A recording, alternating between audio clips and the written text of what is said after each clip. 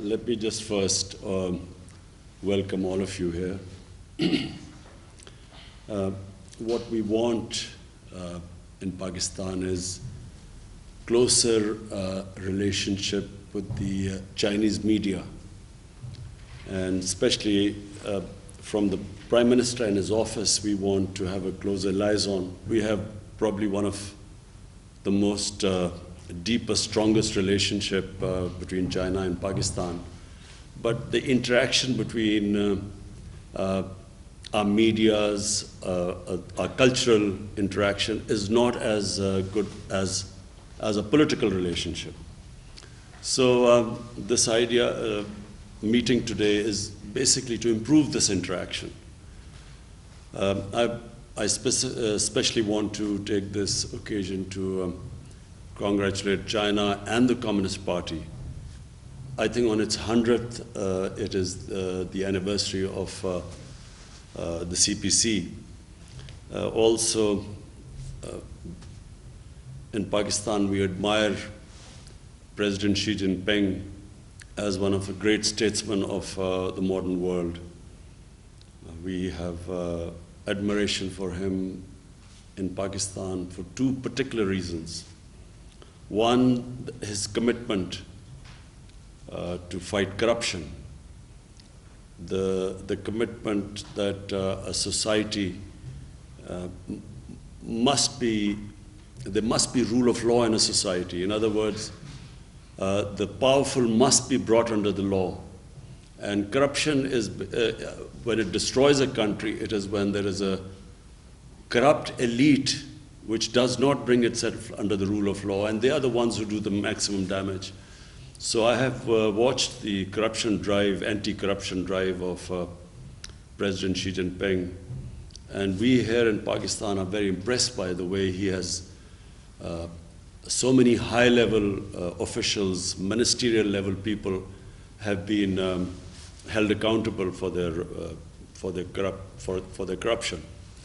Secondly, and the most remarkable thing about China, which we all admire, is that the way they have brought so many millions of people out of poverty. The figure we are told is almost 700 million people have been brought out of poverty in the last 6-7 years. And recently, China announced that China has finally eliminated extreme poverty. So this is, I think, one of the most remarkable achievements of any human society.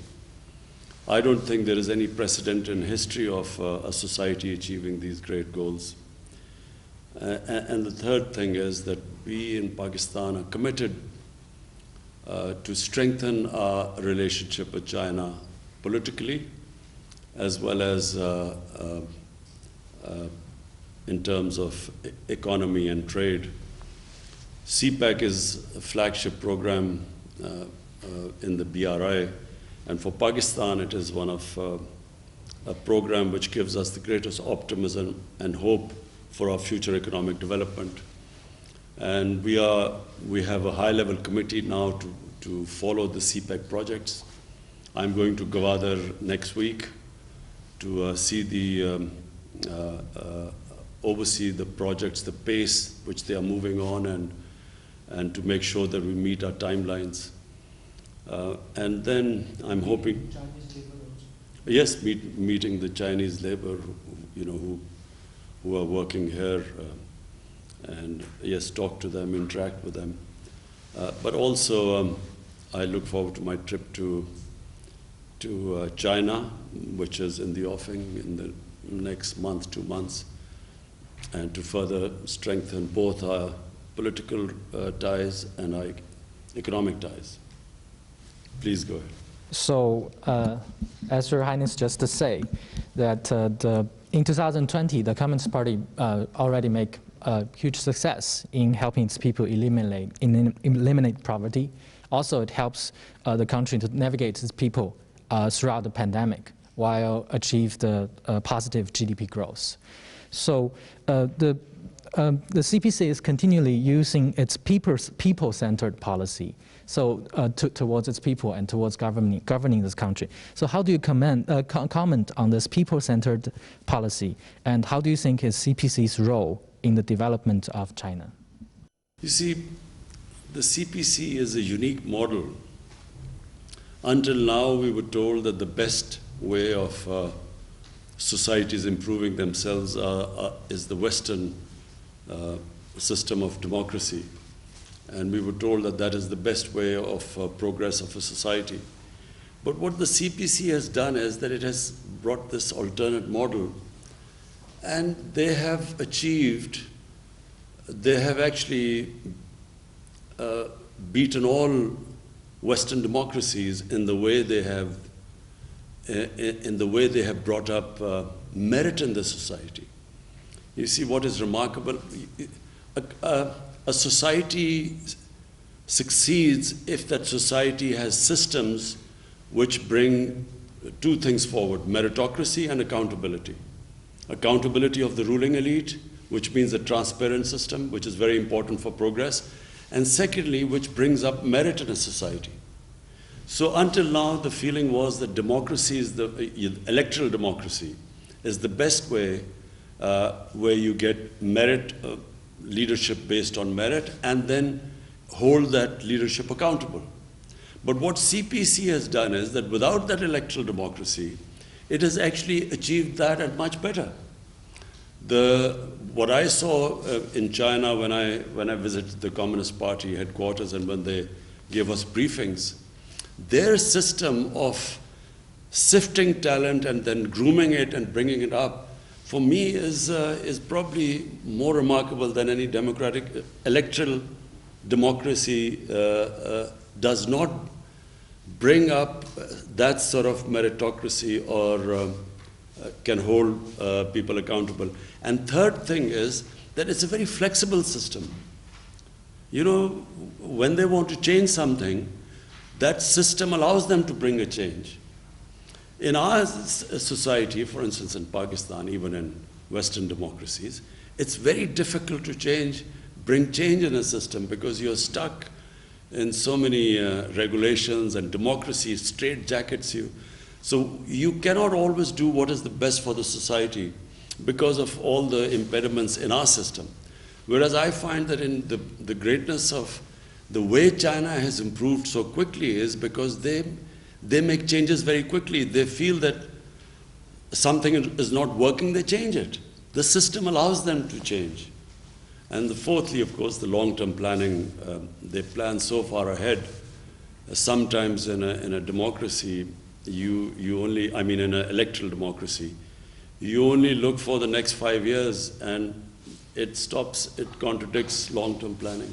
Hi, Prime Minister. Very grateful. Thank you for hosting this meeting online on Ocean from China Daily. And another question, it's been 7 years since China and Pakistan established the diplomatic relationship as well as the friendship to the two. So among all the projects that the two sides have worked on, where do you see the future development direction and the cooperation direction of the China-Pakistan economic corridor, and which areas could be the focus points in the next few years?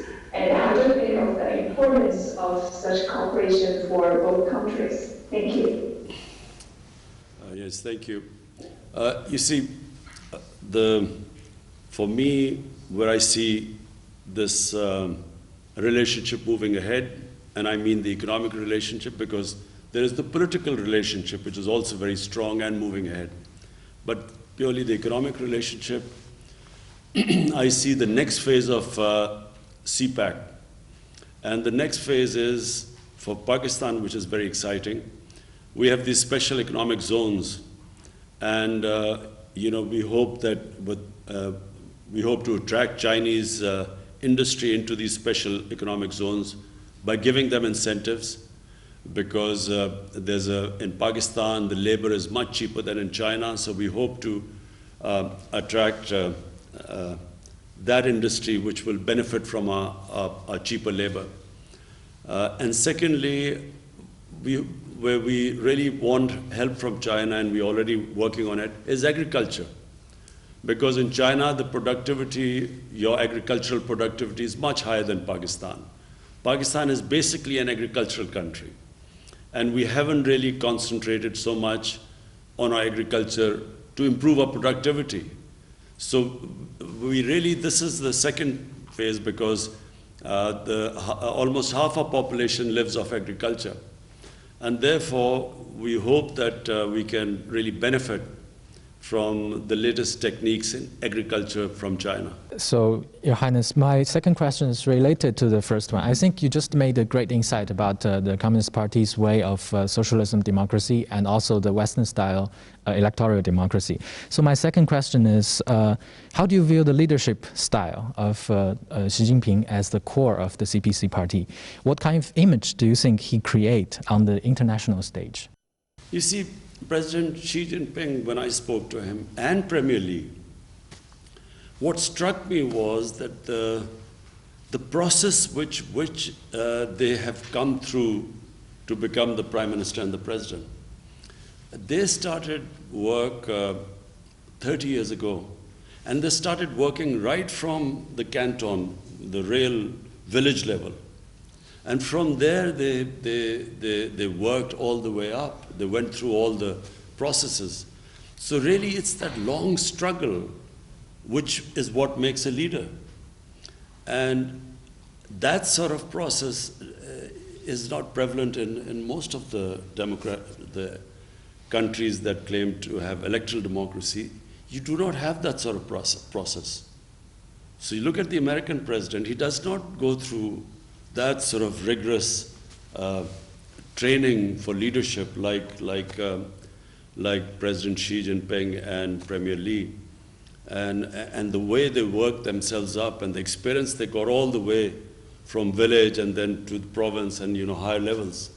So when they get to the top, they are experienced, they completely understand the system, they understand how people live at the bottom, and which is why they have been able to create this wonder of bringing so many millions of people out of poverty.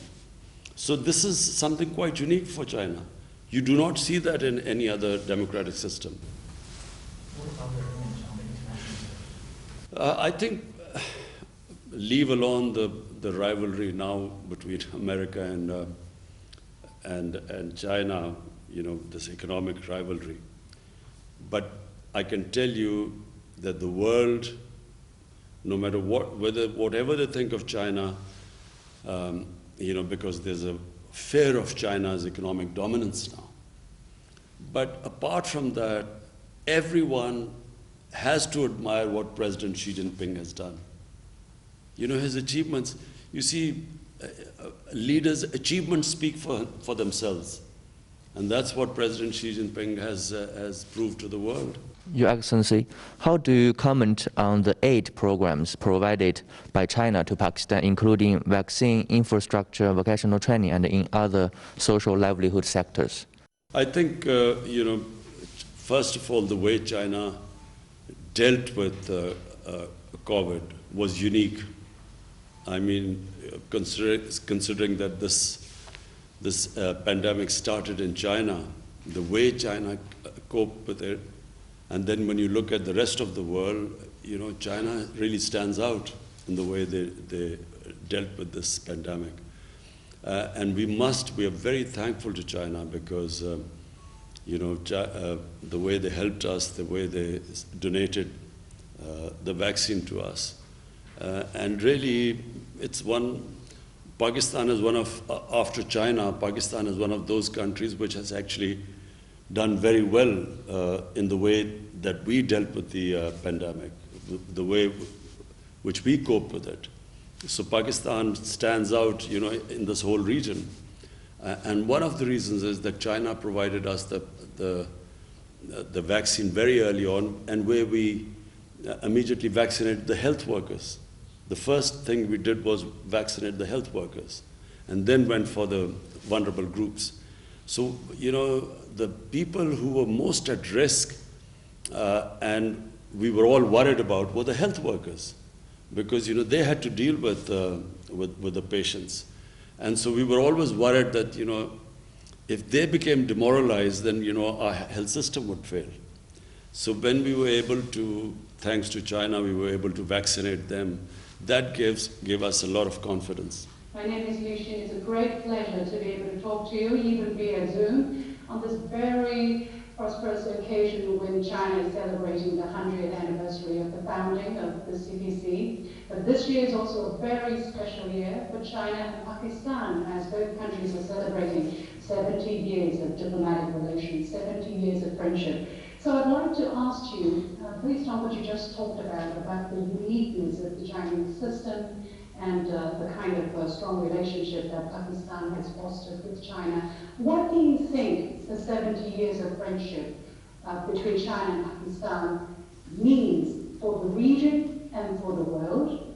And where do you see relations going further? How to deepen these already very strong ties? Thank you very much. Thank you. Well, firstly, let me just talk about Pakistan and China first, and then the region. For Pakistan, there was always a very special relationship with China, although our relationship started 70 years ago. But, China, whenever Pakistan was in trouble, whenever I'm in trouble politically, internationally, when we had conflicts with our neighbor, China always stood with us. So the people of China have a special place in the hearts of people of Pakistan. Because everyone here remembers, you only remember a friend who stands with you in your difficult times.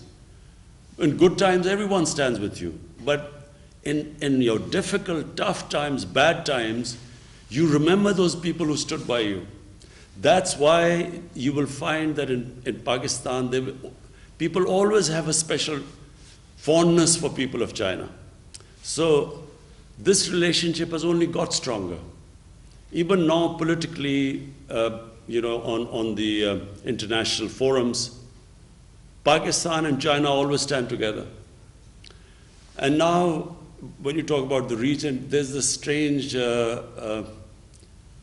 great power rivalry taking place. You see the United States and the United States being wary of China, and I don't need to say all this is now public knowledge. The way China and the United States are sort of looking at each other.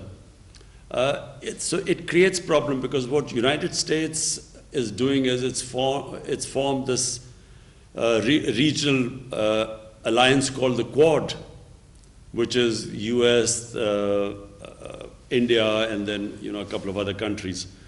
So from that point of view, Pakistan thinks that it is very unfair for the US or other powers, Western powers, for countries like us to take sides. Why do we have to take sides? We should have good relationship with everyone. And it's not going to happen that if there's pressure put on Pakistan to change its relationship or downgrade its relationship with China, it won't happen, because the relationship between Pakistan and China is very deep. And it's not just the governments, it's a people-to-people relationship. So to sum up, whatever will happen, our relationship between the two countries, no matter what pressure is put on us, is not going to change. How do you deepen these already very strong ties, Your Excellency? Number one is trade. The CPEC it's right in front of you, it's something. It's the biggest thing happening in Pakistan. For us, this is where we think our economic future is moving towards. So this is a big economic feature in Pakistan. And then there's the political relationship. And political relationship has got stronger. And it's got stronger because whatever happens in every international forum, Pakistan and China stand together. Mr. Prime Minister, my second question is about Olympic Games. Beijing will host the 2022 Olympic and Paralympic Winter Games next year. So, Your Excellency, how do you comment on China's efforts to host the Games, and what are your expectations for the Games? Well, I watched on television, of course, the Olympics in China. And you always find that a country that is on the ascendancy, its sports also follows in the same direction. It also, in sporting, I mean, China, if you look back, China's performance 30 years ago, and now you compare now in Olympics, China is now the emerging power in sports as well. So the two go together, because all the skills, the institutionalization that goes into a nation building and a nation moving forward are exactly the same in which a nation's sports move forward. Because you compete internationally in sports, the better you become, the better your institutions become, which can sift talent and bring merit on the top. So a small country like New Zealand just now, I know you don't play cricket in China, but a country of 5 million people has just won the Cricket World Championship from India, which has 1.3 billion people.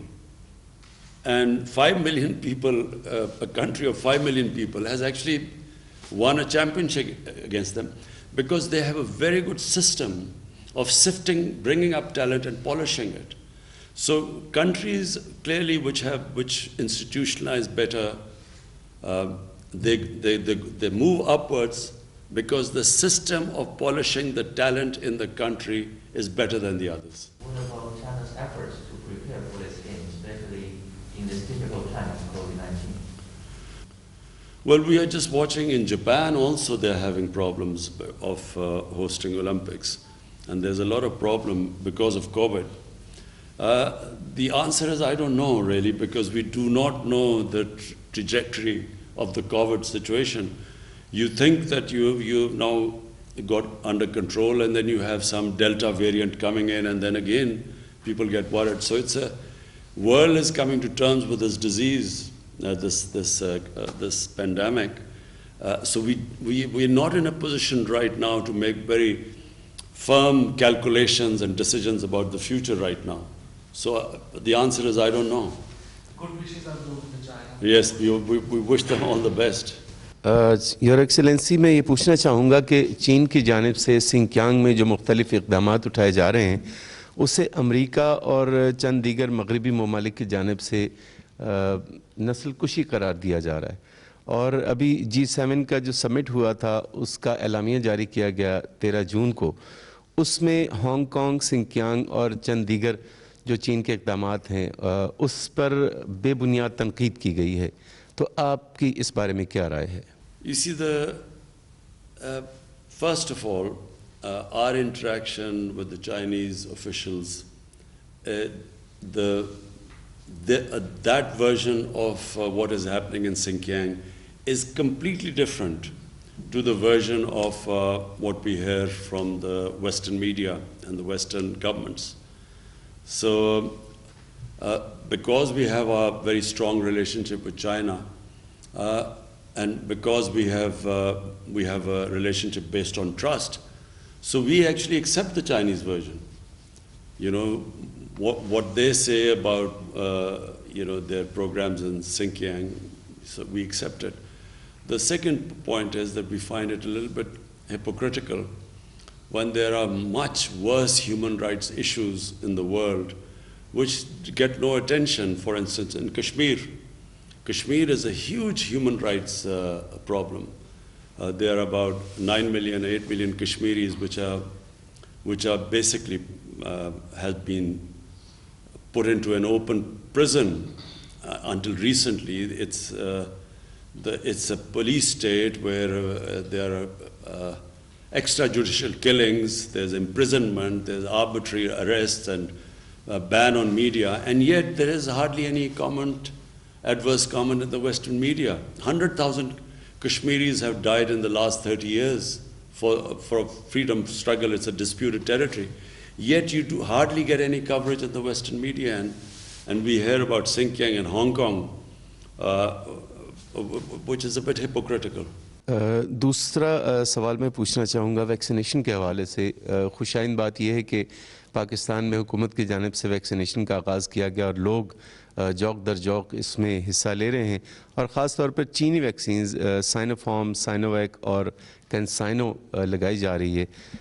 इस दौरान वबाई सूरत-ए-हाल के दौरान जो चीन और पाकिस्तान का ताउन रहा और अब भी जारी है, उस हवाले से आपकी राय जानना चाहेंगे। China helped us in the beginning, and because of that we were able to vaccinate our health workers and the vulnerable sections, the senior sections of the society. And even now we have a very close collaboration going on with China. We are expecting another consignment coming soon. And so today we are expecting a consignment.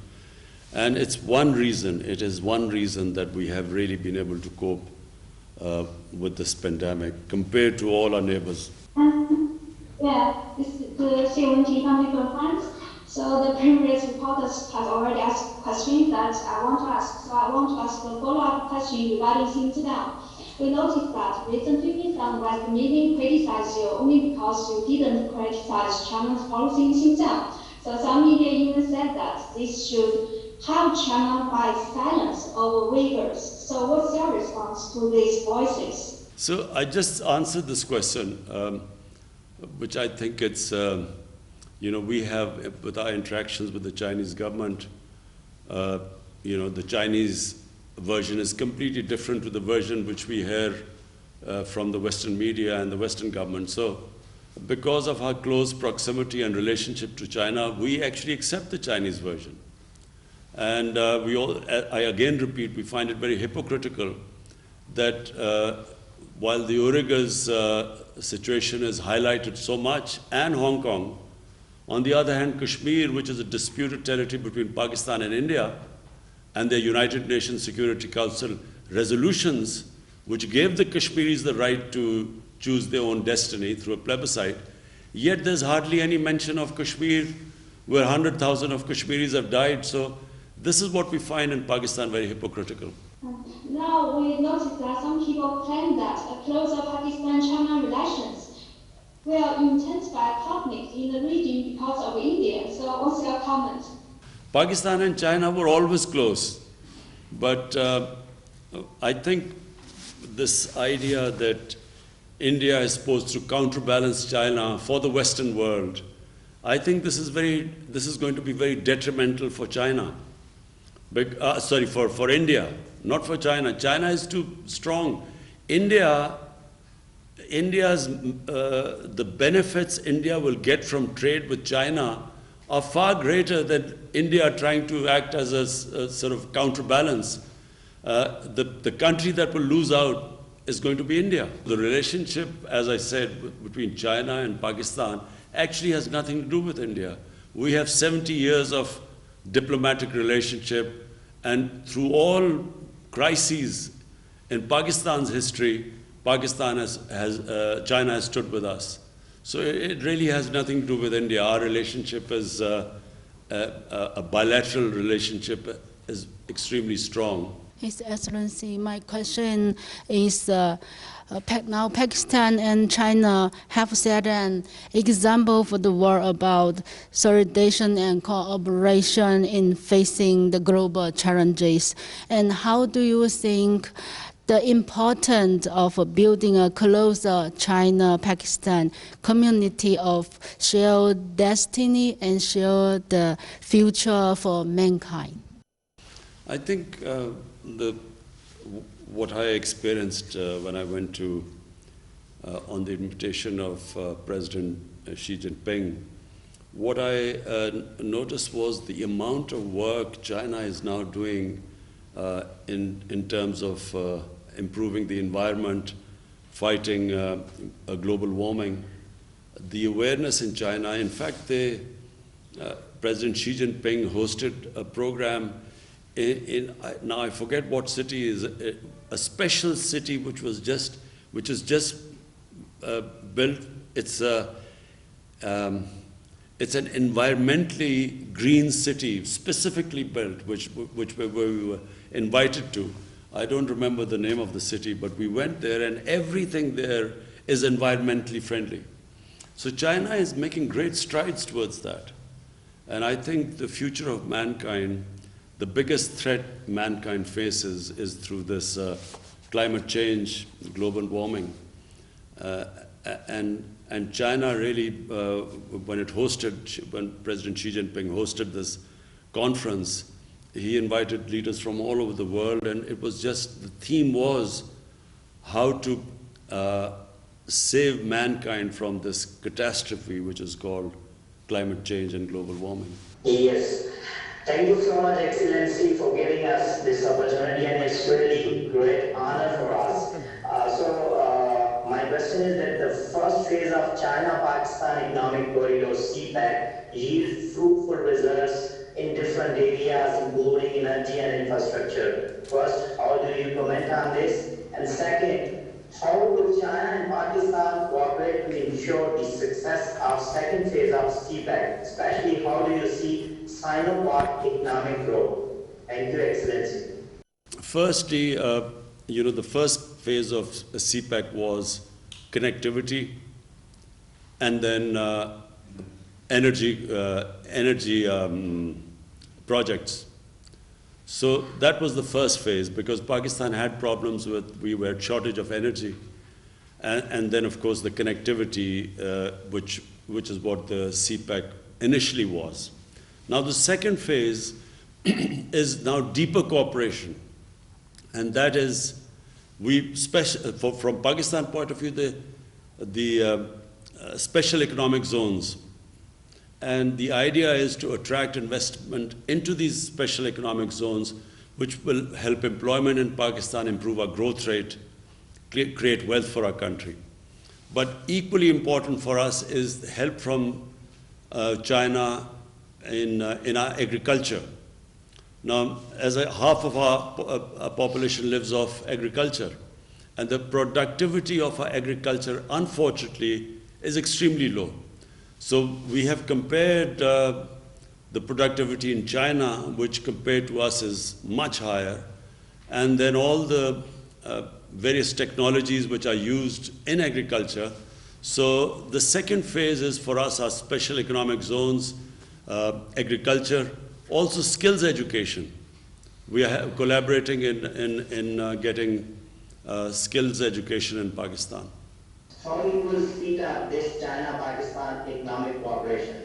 We have already, now we formed a committee, which is, the whole point of that committee, the CPEC committee, is to monitor the CPEC projects and make sure that there are no impediments in their way. Your Excellency, my last question is about the future, the near future of international relations.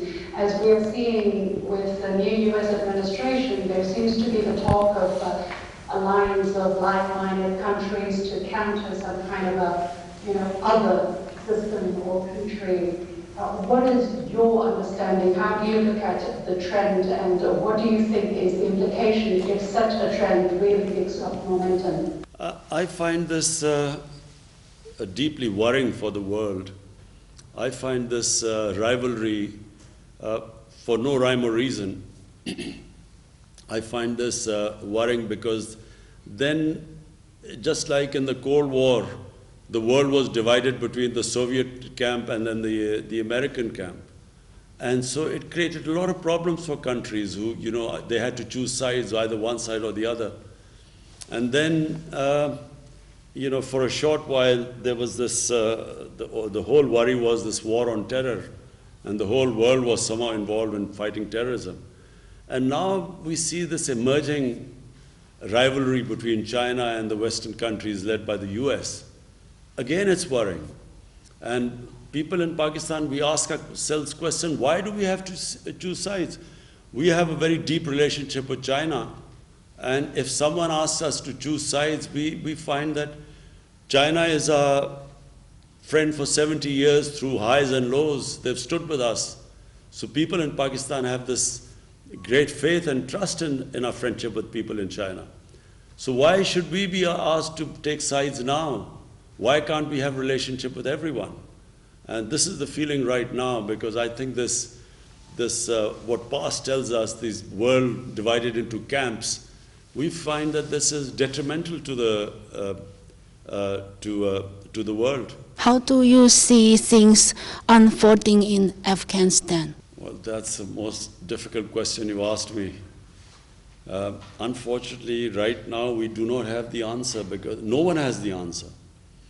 You see, let me just say, the biggest mistake made by the Americans was that they kept on trying to find a military solution in Afghanistan when there was not one. They kept doing the same thing over and over and over again and thought they would get a different result. Because Afghanistan has a history, and they just cannot be dictated from outside.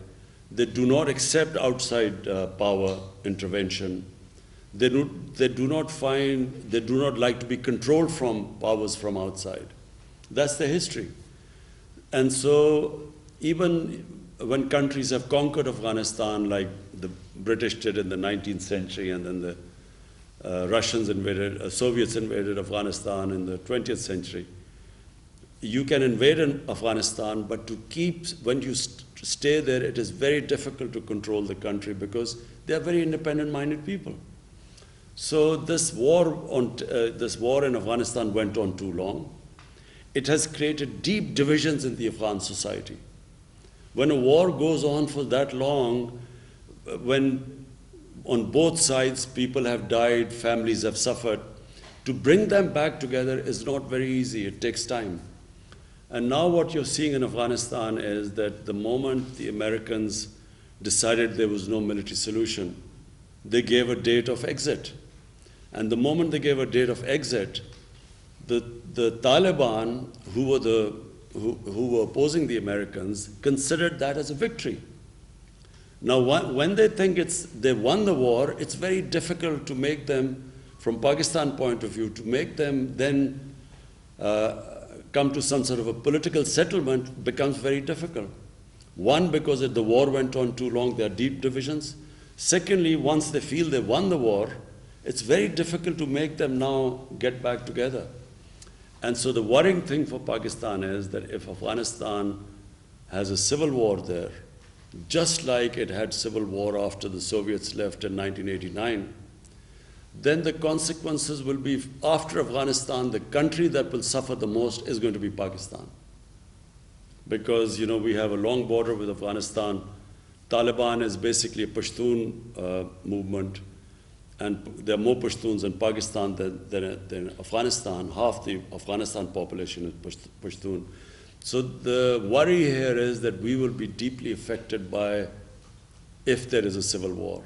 So therefore, we want there to be a political settlement at all costs. So before concluding this session, I would like to inform the media that Prime Minister has written a special congratulatory letter to President Xi on CPC's 100 years anniversary. Also, Prime Minister has written an op-ed that will appear in Chinese media. I believe this opinion piece. And also, keeping in view the close relationship and the kind of the way CPAC is going, we will interact with Chinese media more regularly, and we will keep inviting friends from Beijing, Shanghai, and also from here. And thank you very much for being part of this session. Thank you.